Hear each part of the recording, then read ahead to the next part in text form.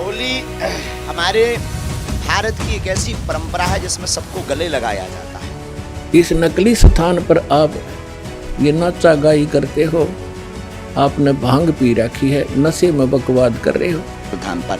और पुरानी परंपरा है यहाँ बागेश्वर धाम की होली की। कीचड़ ठाव एक दूसरे मुंह पर फर, किसी के पिचकारी मारे, कोई गांव में तो और सिस्टम है, कोरडा बना लेते हैं कंटर सा, वो मारे एक दूसरे का हैं, और लाल लाल मुंह रखे बांदर कैसे सारा, कोई गारा में पड़ा है, कोई बूटी लाई लोग उड़ता फिर रहा है। अब दोस्तों विचार कीजिए, क्या गुब्बारे वाली होली कभी भक्त प्रहलाद ने अपने जीवन बच जाने की खुशी में मनाई थी? क्या भक्त प्रहलाद की नगरी के सभी लोग होली मनाने के लिए भांग और शराब के नशे में डूबकर फिल्मी गानों पर नाचे थे? क्या उन्होंने मिठाई बांटी थी या मिठाई खाई थी? क्या प्रहलाद की नगरी में होली की आड़ में किसी महिला का बलात्कार हुआ था? होली की शाम वहशीपन का वो खेल खेला गया, दरिंदगी की वो तस्वीर सामने आई कि देखने वालों की रूह कांप गई। मासूम के साथ हुई दरिंदगी और फिर उसकी हत्या। होली की मस्ती उस वक्त मातम में बदल गई जब डीजे पर डांस कर रहे थे और तभी अपनी जान से हाथ धो बैठाए। दोस्तों होली के त्योहार का इतिहास पौराणिक कथाओं से जुड़ा हुआ है।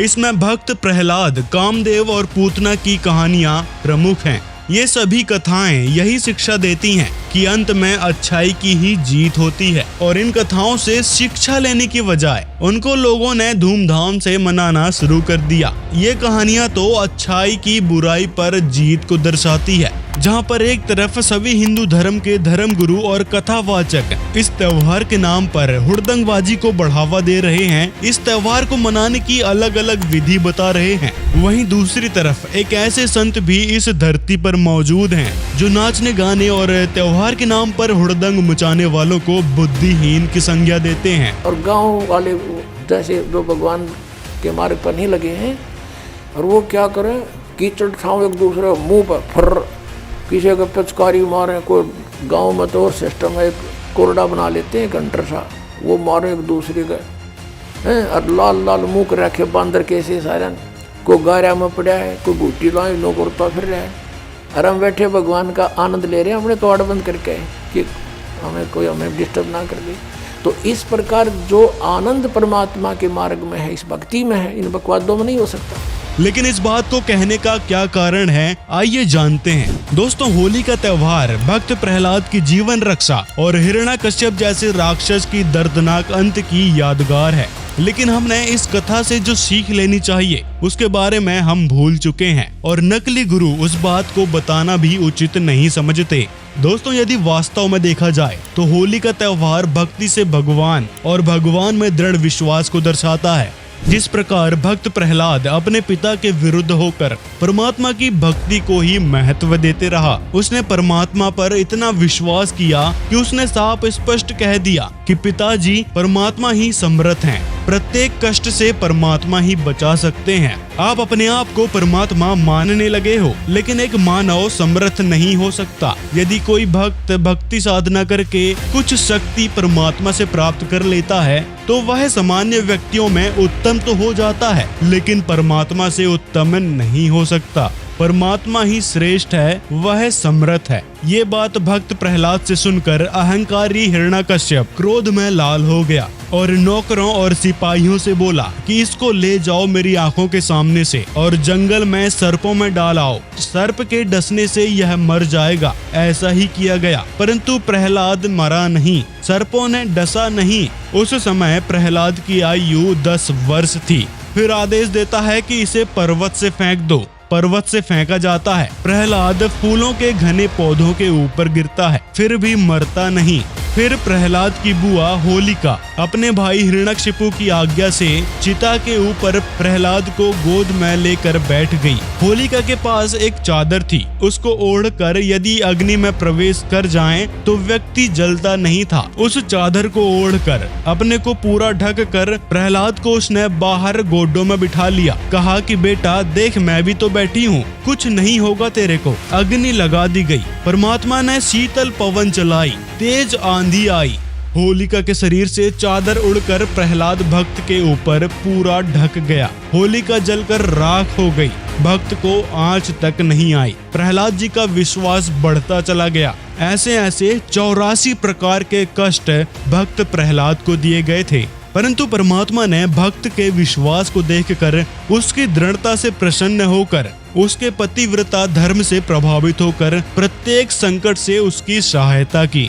और अंत में हिरण्यकश्यप ने श्री ब्रह्मा जी की भक्ति से वरदान प्राप्त कर रखा था, लेकिन फिर भी नरसिंह रूप धारण करके प्रभु प्रकट हुए। हिरण्यकश्यप भयभीत होकर भागने लगा था। नरसिंह प्रभु ने उसे पकड़कर अपने गोडों यानी घुटनों के पास हवा में लटका दिया। हिरण्यकश्यप चीखने लगा, मुझे क्षमा कर दो, मैं कभी किसी को नहीं सताऊंगा। तब प्रभु ने कहा, क्या मेरे भक्त ने तेरे से क्षमा याचना नहीं की थी? तूने एक नहीं सुनी, अब तेरी जान पर पड़ी है तो डर लग रहा है। यह कहकर नरसिंह भगवान ने उस राक्षस का पेट फाड़कर आंतें निकाल दी और जमीन पर उस राक्षस को फेंक दिया। प्रहलाद को गोदी में उठाया और जीभ से चाटा यानी प्यार किया। उस नगरी का राजा प्रहलाद बना। उसके बाद विवाह हुआ और कुछ समय बाद एक पुत्र हुआ जिसका नाम वैलोचन, और उसी को विरेचन भी कहा जाता है।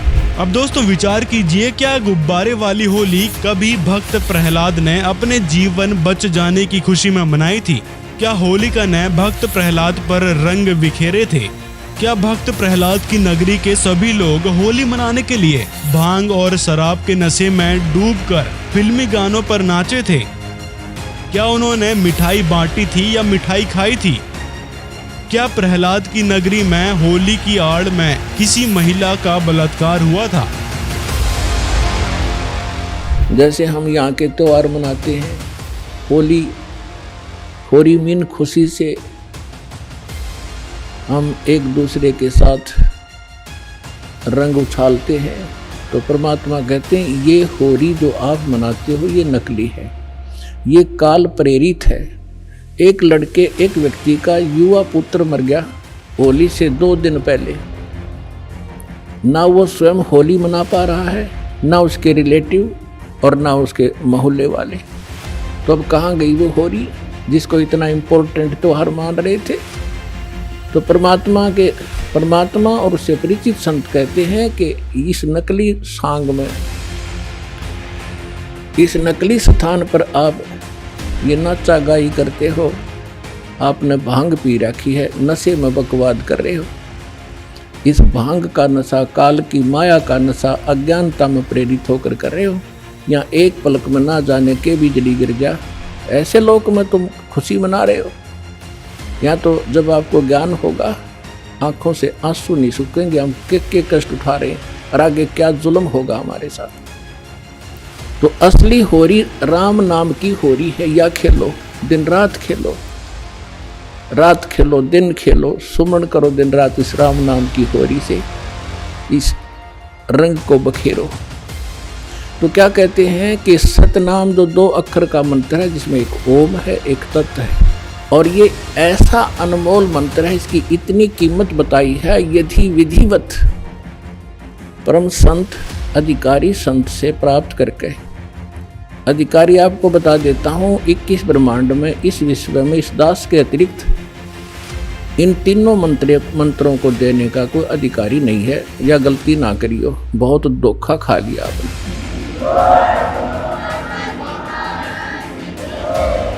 मोती मुक्ता दर्शत नाही, ये जग है सब अंदरे, दिखत के तो नैन चश्म, इनका फेरा मोतिया बंदरे। चारों युग में मेरे संत पुकारे, और कूक कहा हम हेल रे, हीरे माणिक मोती बरसे, ये जग तुगता ढेल रे। तो इस तरह की हमने नहीं करना, क्योंकि हम यहाँ के वासी नहीं हैं और यहाँ सुख नाम की चीज़ नहीं है। आज हम खुशी मना रहे, 1 मिनट में ना जाने के बिजली गिर जाए। और परमात्मा की भक्ति करेंगे, इससे हमारा बचाव बनेगा। और ये इस तरह के जो मर्यादाहीन कार्य करने से नामखंड हो जाएगा। नामखंड होते ही भगवान रुष्ट हो जाएगा, आपके ऊपर काल का अटैक हो जाएगा और आपको फिर हानि हो जाएगी।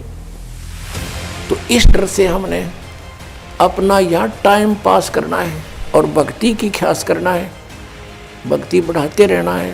धर्म पुण्य जो भी क्रियाएं बताइए सभी करते रहना, आखिरी सांस तक करना पड़ेगा आपको।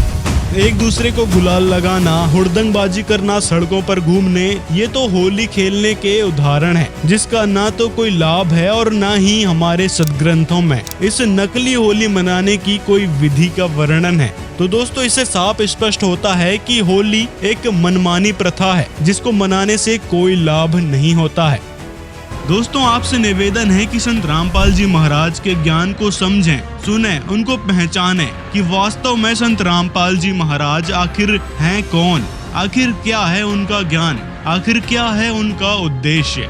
उसके बाद संत रामपाल जी महाराज से नाम दीक्षा लें और सभी समस्याओं का समाधान पाएं। जी हाँ, सद्भक्ति से ही सभी समस्याओं का समाधान हो सकता है, जो कि केवल संत रामपाल जी महाराज के पास है। तो देर किस बात की, अभी इस नंबर पर संपर्क करें और संत रामपाल जी महाराज से नाम दीक्षा प्राप्त करें। दोस्तों, अगर वीडियो पसंद आया हो तो लाइक जरूर करें और साथ में चैनल को भी सब्सक्राइब कर लें और कमेंट में अपनी राय जरूर बताएं और वीडियो को ज्यादा से ज्यादा लोगों तक शेयर करें, ताकि भक्त समाज जागरूक हो सके और अपने दुखों से छुटकारा पा सके।